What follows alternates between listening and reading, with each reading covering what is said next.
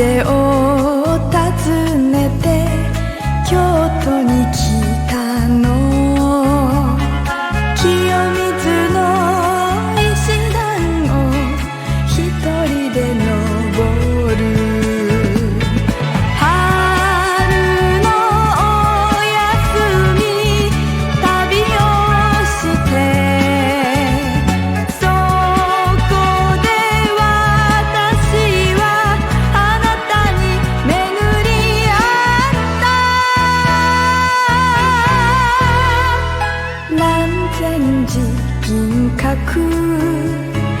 祇園時代徳寺あの日と同じお寺を巡る。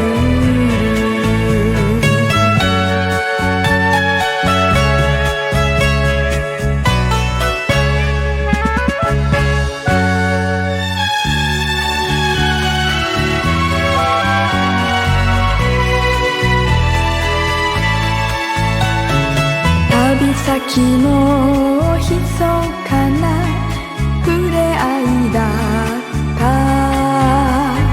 帰るとこも聞かないで別れた私。忘れられない人だから会ってみたいの。私はもう一度龍安寺苔寺祇園時代覚寺